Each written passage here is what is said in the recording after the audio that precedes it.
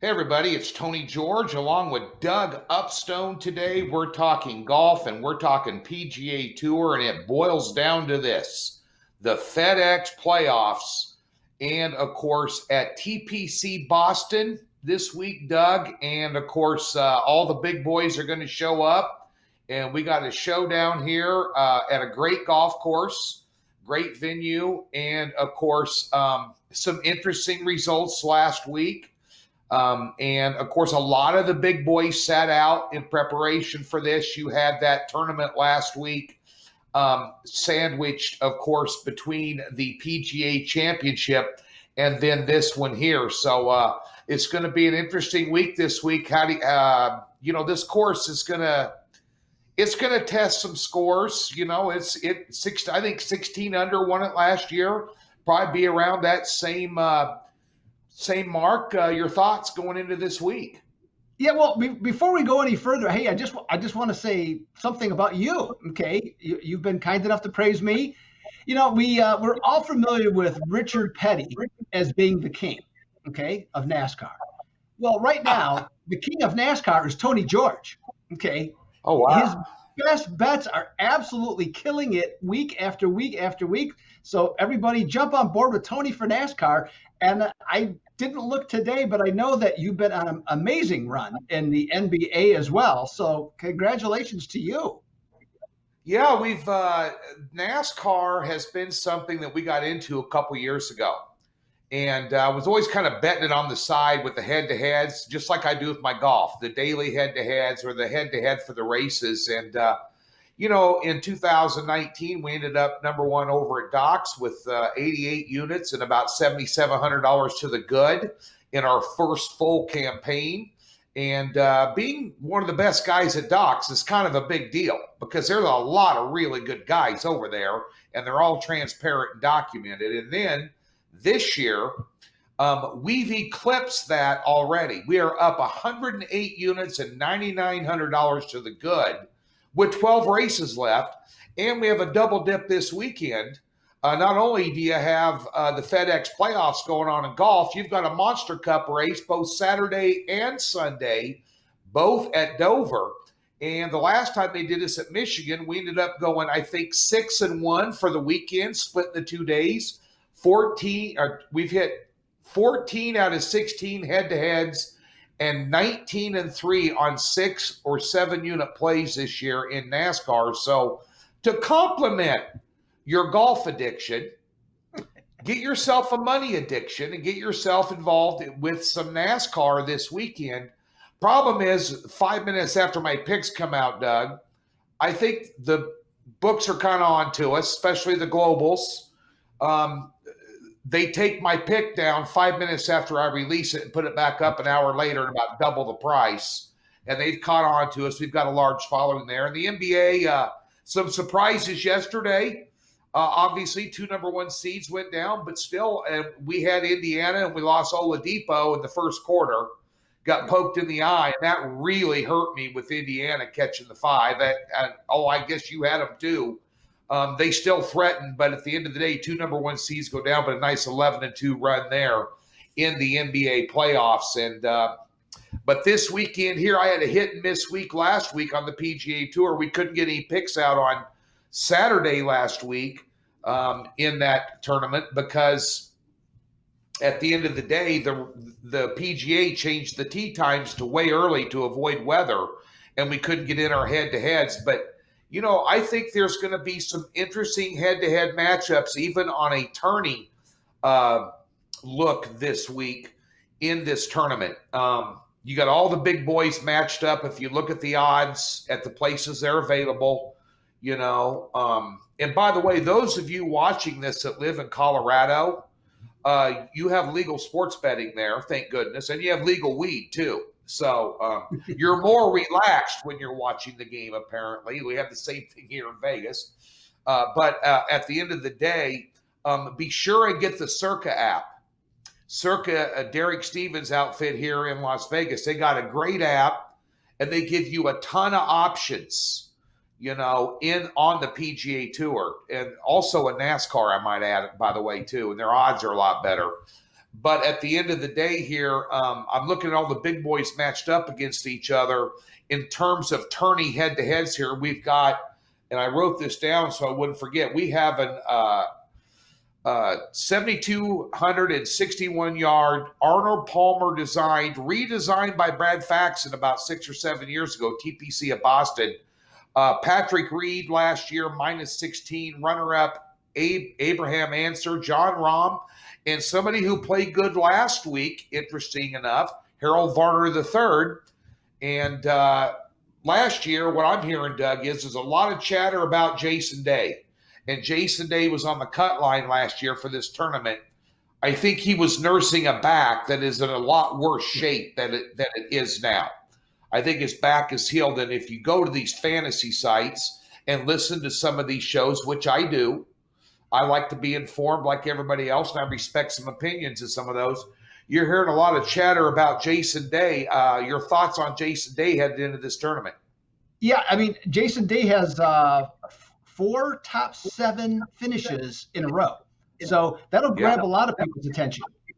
So I think he's definitely, I think, someone you have to consider for, I mean, if you like to do wins, that's somebody you can put out there, top 5s, top 10s, and head-to-heads. I would look for the right head-to-heads, try and find him matched up again as a underdog. That would be a more prudent situation to do. And, because the thing, Tony, with this golf course, it's not really, it's actually designed and set up more for big hitters to do well, because the fairways are very generous. The landing areas in particular are very generous. So that sets up a lot of good second shots.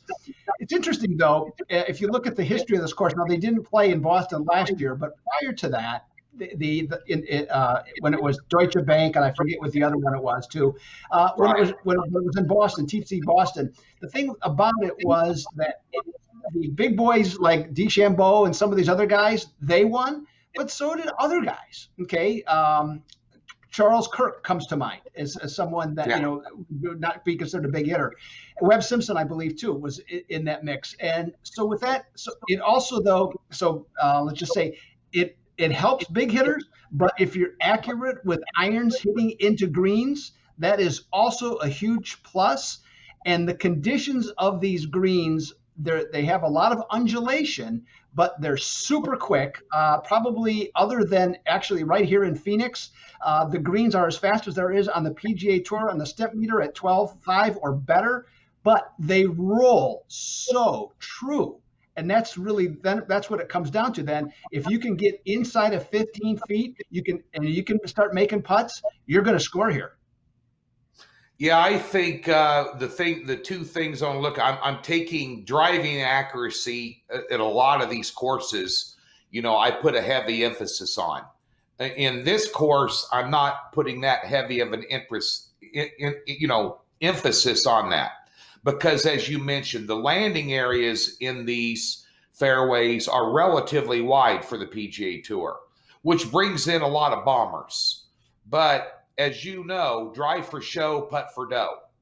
I mean, that basically, is the story of the PGA Tour. And, from a guy that back in the mid to late 90s, tried a couple of mini tour deals and was a pretty good, fairly accomplished golfer back in the day. When I got on those little mini Hooters Tour thing, qualified on a Monday, it's a putting contest. The PGA Tour, regardless of what you hear about, he can hit the ball 300, DeChambeau can hit the ball 321 yards. Tiger Woods back in the day was hitting at 320 when nobody else was, when he was dominating golf. Well, if you take away all that, drive for show, putt for dough, still Tiger Woods was one of the best putters on the tour, bar none. And putters and greens and regulation and good putting this week is going to be where your emphasis needs to be when it comes to handicapping this tournament. Greens and regulation, and of course your putting. And I think it's going to be crucial. But bringing in those wide fairways brings in a lot of players, Doug. Yep. Brings in a lot of, you got, 35, 40 guys that are hitting it over. if you look at just driving distance that are hitting it over 300, and, another 40 guys hitting at 290 to 295. So you're still getting it out there. Par 73 for the members, par 71 for the pros, I believe. Here, they have 3 par 5s on the back 9, but I think they've made one of those a par 4 for this tournament. But it's going to be, you're going to have some long irons, some medium to long irons into greens, which for pros is 6 and 5 iron. You're going to have a lot of those, Doug. When you take a look overall at some early head-to-heads, anything jump off the page at you with that setup in mind? Well, with some of the different ones, I mean, the one thing that comes into the head-to-heads is you get a lot, they try and match them up. Okay, what I mean by that is top player versus top player, medium player versus medium. So some of those are, tend to be a little bit more difficult. Some things that I noticed, for example, that in terms of opportunity, Phil Mickelson is in a couple of these, and he's an underdog, and he's a decided underdog in some of these. And I agree with that. I would look to play against Phil Mickelson here. I just don't know. I mean, I don't know what your feeling is on Phil Mickelson, but I've always been, who doesn't love Phil? Okay, other than the other players on the tour, for reasons that we probably both know. But the public loves Phil. But you know what? It's his best days are certainly over. And for him to put together 4 rounds, needing to shoot 16 to 20 under, I just don't see that anymore. So for tournament head-to-heads, I definitely would look to play against him. I would, if you could, with Tiger Woods. Tiger's played well here in the past. Now he hasn't played much, but he's got I believe a victory, 2 seconds, and a third in the last 15 years here. And so with that, if you can get him as an underdog, I think that's not a bad play. Again, if it's an underdog, not against the Justin Thomases of the world. So you take out the first 5 or 6 guys and you get him paired up against somebody else. I think there's another opportunity with looking at Tiger Woods as if you can get him as an underdog, maybe like a 110, 105, something along those lines. I think that's another pretty good value, from a handicapping standpoint. Well, one thing that you brought up, I think it's a great handicapping point for everybody watching, is you do get some decent numbers against Phil Mickelson if you want to lay some chalk with some good players that can beat him. It's just this course is not necessarily going to – his game is just not sharp enough, especially his approach game this year. He's leaving himself short on greens. He's putting it in the sand a lot. He's also just putting it, 30 feet away from the pin. He's not dialed in. He's not throwing darts as he was in years past. But also, he's still a public darling to bet. And books get a lot of money on Phil Mickelson because he's popular, because people want to bet him. And that holds the number down, reasonable for the favorite. Because if they know if they're going to put him up against Jon Rahm or, Billy Horschel or even Doc Redman, who's playing very well, who had a chance to win last week, has played well all year long. You're going to find him, they're not going to put him out at plus 160, 170, or 180 where he should be. You're going to find him, which lowers the odds on the favorite. So that's one thing you want to take a look at. One head-to-head this week that I do like, that I've already bet, and that's Justin Thomas minus 130 over Rory McIlroy. And the reason I put that out there is there's 2 constants in this particular matchup. Justin Thomas has been good all year long, and Rory McIlroy has been crappy all year long. He just has not had his A game. And also, when you look at this and you ask yourself, who's the better putter of these two? Clearly, I mean by a country mile, clearly it's Justin Thomas. And at minus 130 for a tournament matchup, I think he'll give Rory McIlroy a run for his money and then some. As a matter of fact, I think Justin Thomas is going to be a top 5 finisher, or at least contend for a top 5 and definitely be a top 10 finisher in this tournament, Doug. Yeah, Tony, 100% agree with you. In the article that I wrote for Doc Sports that's posted on the website right now, Rory McIlroy, since the return of golf, he had a top 11 finish. Other than that, in the other, I believe it's 5 other tournaments, his best finish was 32nd. Everything else is up from there. So I agree with you 100% on that. And it's funny that you mentioned Doc Redman because he's one of the free picks that I have today. Last week he finished tied for 3rd at the Wyndham Championship. He's really dialed in. He's not a long hitter, so he's really dialed in though right now with his long irons. And few guys on the PGA Tour can match him tee to green. So I like him a lot for a top 20, and I am quite honestly surprised you can get that for plus 375 right now. I was, that boggled my mind a little bit, on that one, and I'm looking to, hey, I gave out Billy Horschel last week for a free pick, and he ended up finishing 2nd. So that was good.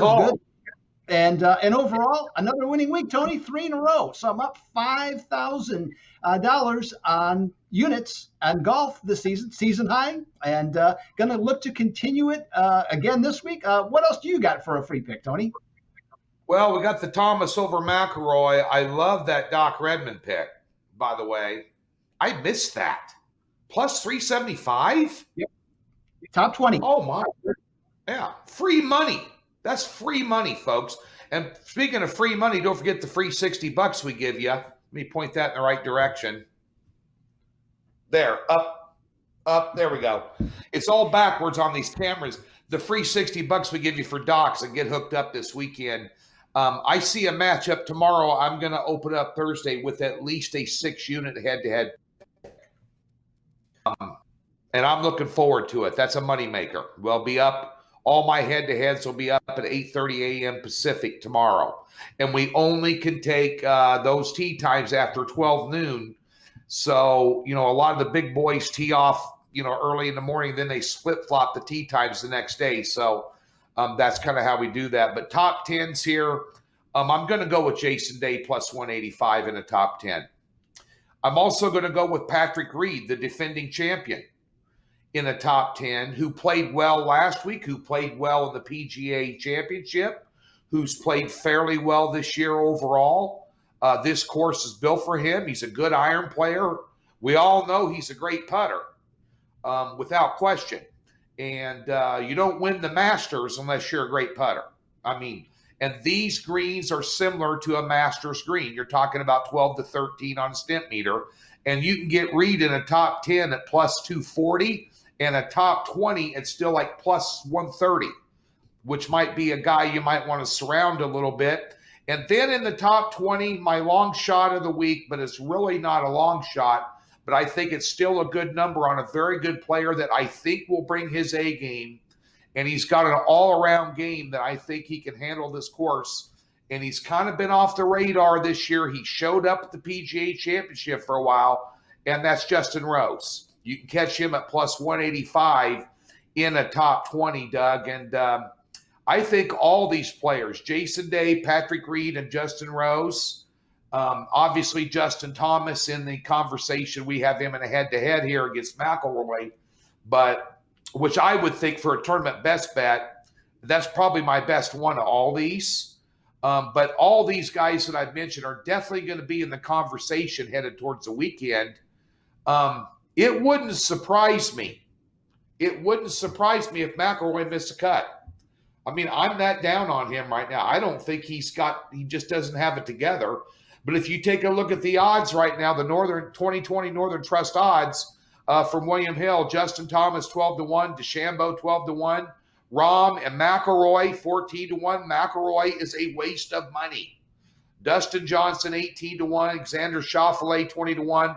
Collin Morikawa 20-1, Jason Day 25-1, Brooks Koepka 25-1, and Cantlay 28-1, and Webb Simpson 28-1, and Reed 28-1. Two players I wanted to ask you about quickly, Doug. Just your thoughts. You haven't heard a guy that's played well all year long, always been around, Tony Finau. And also a guy that's, I think, under the radar you might want to take a look at, especially in head-to-heads, Daniel Berger. Those two guys there are two guys I want your opinion about real quick. Yeah. Finau, I think he's been really solid. I mean, this is the kind of course that sets up well for him. He's super long off the tee. He's accurate enough, and of course that's not going to be a big issue here. If he gets rolling, he can stick irons, and then the key here, like I said, the key here to this tournament is getting within 15 feet, and if you can start rolling it. And in the case of, even though Finau and Berger are different players, how they get on the green is very similar. Okay, in terms of when they get their games going, they're knocking down pins, they're getting tight, and they're draining some putts. And how this course is going to roll, Tony, is that it's set up where the most difficult holes are in the middle of the golf course. So you can score either early and you can score late. As you mentioned, the par fives, they're all reachable in 2. And particularly for a guy like Finau, I think that's set up, definitely for him to do that. I agree with your Reed pick 100%. Everything you said was basically what I was going to say. And then our weekly topic, Brooks Koepka. Here's the thing on him. He loves to play majors. Okay, last week he missed the cut, and I don't even know why he played, but he missed the cut last week. The U.S. Open's in 4 weeks, Tony. Do you think he is that concerned about moving up 27 places to play next week with the U.S. Open on his radar? I don't think so. Brooks Koepka, 25 to 1's a waste of money. Tiger Woods, I think, is, if you're betting him to win, you got Tiger Woods in there around. I was looking to see if I could find his number because he's down the list for Pretty sure. High. Yeah, Mickelson, as you brought up, 100 to 1. The one sleeper here two sleepers here you probably should keep your eye on is Morikawa. I think is still going to contend in this tournament. He's got an iron game and a putter that most people could die for. And then my other sleeper here that no one's brought up that I think, and by the way, Tiger Woods 40 to 1, which is a waste of money. The other guy I think that might show up here a little bit is Dustin Johnson. He took a week off. He's a guy that can obviously bomb it. If he's a guy that's going to have the 6, 7, or 8 iron in his hand. In a wide landing fairway with approach shots to the green where a lot of guys are going to have lower lofted clubs. And if he can hit some irons and stick them within 15 feet, he's going to be on the leaderboard in this tournament. Just an FYI. Yeah, and to your point, Tony, that's a good thing. A good thing you brought up there is, with what we do with this. I mean, we identify favorites that we like, okay, immediately. So like you like Justin Thomas, I like Justin Thomas. DeChambeau is pretty obvious. Dustin Johnson's in that same mix, but you can't take them all, okay? So you have to choose which one you think are going to play best, and that's what you did. That's what I'm doing. So if that's the case, can Dustin Johnson win this tournament? He sure can, but he doesn't. He's not an obvious choice. And that's, I think, what we're talking about here. Yeah, and that's why Morikawa is kind of, and Schauffele for the most, especially Morikawa, they don't have any experience on this course. This is a course a lot of these guys play clear back when it was a Deutsche Bank tournament. They've seen this thing, 10, 15 times, whatever it's been. And I think that experience and getting your way around this course, and especially knowing these greens as undulated as they are, having experience on them is going to be key in this tournament. He is Doug Upstone. He is red hot on the PGA Tour picks, and I am off a 50-50 week, so I'm going to make it 100% week this week on the PGA Tour. Doc Sports is where you need to be this week, folks. Thanks for tuning in. Back at you next week with the next FedEx Cup playoff.